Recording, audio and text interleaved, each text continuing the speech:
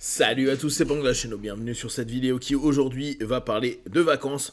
J'ai fait un petit papier il y a quelques jours à ce sujet-là avec un questionnement qui était de savoir pourquoi il y a cette espèce de tentation absolue à vouloir partir, et quand j'entends un cabinet de nombreux partenaires me dire c'est une galère, c'est les vacances, faut que je parte en famille, je vais prendre 2-3 jours après pour récupérer, etc. Il y a une sensation où les vacances qui devraient être reposantes, amener des choses positives, construire des belles expériences, semblent commencer ou être projetées assez souvent. Là, je parle bien sûr dans quelque chose qui est très fermé. Les personnes qui viennent en cabinet ne sont pas toujours dans le meilleur état psycho-émotionnel. Mais il y a cette espèce de répétition de c'est les vacances, je dois m'occuper des petits, ou je dois aller quelque part, mais j'aime pas trop aller dans tel ou tel endroit parce que il y a ma belle famille ou les amis de ma conjointe ou de mon conjoint, etc. Ce qui fait que la notion de déplacement, de vacances, d'apaisement et tout, semble être plus une norme sociale que certaines tranches de la population peuvent faire. Parce que n'oubliez pas, il y a une grosse partie de la population qui malheureusement ne peuvent pas bouger. Mais ça ne veut pas dire que les personnes qui ne bougent pas vont être moins heureuses. Le congé, le fait de ne pas travailler peut simplement être positif. Et c'est amusant parce que le lendemain, on est le 31 aujourd'hui, donc le 27, il y a eu un article, en tout cas j'ai lu un article sur Psychology Today qui se nomme Why... Alors attendez, je vais vous traduire tout ça. Pourquoi notre corps et notre cerveau ont besoin de vacances. Donc, il y a un besoin, c'est déjà bien. La recherche montre que les congés du travail ont des effets bénéfiques sur la santé physique et mentale. Les points clés: dépenser de l'argent en vacances a tendance à apporter un bonheur plus durable que de dépenser pour des choses matérielles. Donc, ça c'est, je pense, intéressant, et sur la petite réflexion que je vous avais partagée, j'avais fait référence à ces images et ces photos qu'on a eues des premiers congés payés qu'il y a eu en France, et on voyait tout le monde, en tout cas tout le monde, tous les franciliens, ceux qui pouvaient bien sûr, se diriger vers Deauville, etc., pour aller à la mer, et que c'était une des premières. Et c'est chouette de savoir, et on peut vous pouvez le présupposer, que automatiquement, le fait d'expérimenter quelque chose et de dépenser de l'argent pour une expérience peut amener bien plus de bonheur et de bien-être que d'acheter du matériel. Alors, et c'est souvent d'ailleurs une question qui se pose: est-ce que je vais dépenser X centaines d'euros, voire milliers d'euros pour partir en vacances, en voyage, ou est-ce que je vais dépenser cette même somme pour m'acheter quelque chose qui va me rester 1 an, 2 ans, 3 ans, 4 ans? Et on sait qu'il y a un bonheur potentiellement dans l'expérience. Et on revient toujours sur ce rapport à vivre davantage des émotions, des sensations, des rencontres, bref, une expérience, plutôt que se focaliser sur du matériel. Bien sûr, on part du postulat que vous avez un minimum du matériel nécessaire pour être bien et heureux. Faire de la méditation pendant les vacances peut aider à prévenir le déclin rapide de ses effets positifs. Bon, en gros, si vous voulez maintenir votre bien-être vacances, parce que souvent il y a ça aussi, j'ai pris les vacances, les juilletistes là qui rentrent, ils vont dire c'est reparti, et mi-août ils vont dire je suis crevé, vivement les prochaines vacances.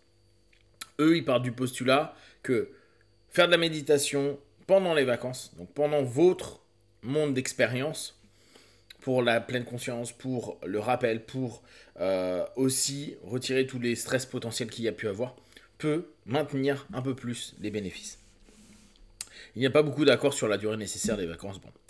C'est le milieu de l'été maintenant, une période où beaucoup de gens partent en vacances. Si vous êtes quelqu'un qui hésite encore à partir en vacances, voyons ce qui est dit dans la recherche. Depuis la pandémie, notre vie et notre travail ont considérablement changé. Nous avons traversé beaucoup de stress, donc c'est logique que des congés, alors congés, vacances, vacances, je pense que dans l'article ils le sous-entendent avec un déplacement. Ce qui n'est pas bon pour notre corps et notre cerveau. La plupart des recherches suggèrent que s'absenter du travail est bon pour notre corps et notre cerveau. Il améliore la santé mentale, la motivation, la cognition, la créativité, la performance au travail et même les relations. Des études suggèrent, donc c'est des études de 2015, que dépenser de l'argent en vacances, qui est un achat expérientiel, le type qui comprend également des repas à l'extérieur et des concerts, a tendance à apporter un bonheur plus durable que de dépenser de l'argent pour des choses matérielles, vêtements, bijoux. Bien sûr, vous allez me dire, ça dépend de vos personnalités, de ce qui est important pour vous, etc. Mais de façon générale, pour l'aspect psychique, l'expérience est très souvent au-dessus du matériel. Bien sûr, hein, je répète ce que j'ai dit tout à l'heure, en considérant que tout ce qui est sécurité et besoins primitifs sont OK. Cela peut être en accord avec la vieille sagesse qui dit que ce qui compte dans la vie, ce sont les souvenirs d'expériences belles et significatives que nous avons pu vivre tout au long de notre vie. Certaines recherches suggèrent également que même la planification de vacances peut améliorer notre humeur. Et ça, c'est assez intéressant parce que moi, j'ai vu ou j'ai entendu beaucoup de personnes préparer des vacances, préparer des voyages et voir complètement à quel point ça les apaise d'anticiper, de voir, de se projeter. Or, vous savez que quand on fait ça, on rentre dans des transes. C'est pas une séance d'hypnose, on est dans une transe projective. Le monde autour disparaît et on est déjà à l'endroit, dans les lieux, dans les expériences potentielles qu'on pourra vivre. C'est pour ça parfois la déception qu'il y a entre t'achètes quelque chose et tu vis une expérience pourrie et t'es dégoûté parce que tu t'étais fait en plus tout un monde super agréable autour et la réalité vient percuter tes suggestions et ça picote. Alors, quels sont les autres avantages des vacances? Dans une étude de 2023, les chercheurs ont découvert que les vacances augmentaient le sommeil quotidien, bon, ça semble assez cohérent, l'activité physique légère et l'activité physique modérée à vigoureuse. Bon, ça dépend si pendant l'année vous faites de l'activité. Cet effet de sommeil post-vacances a duré 2 semaines et les changements étaient plus faibles pour les vacances plus courtes, moins de 3 jours.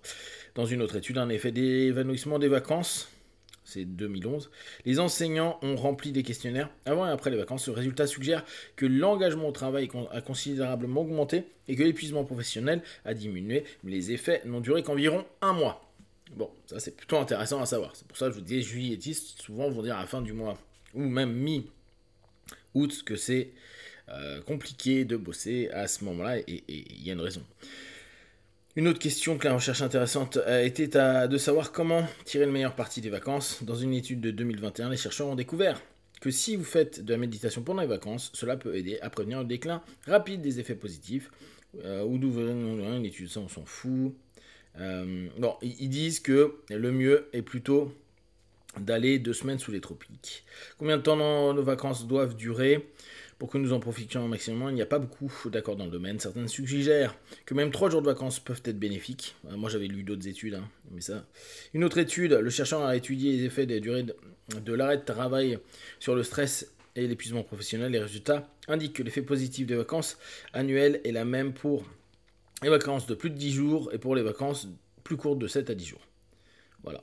Donc, je trouve que c'est assez intéressant de prendre des vacances aussi dans ce rapport d'expérience, dans l'importance que ça peut apporter.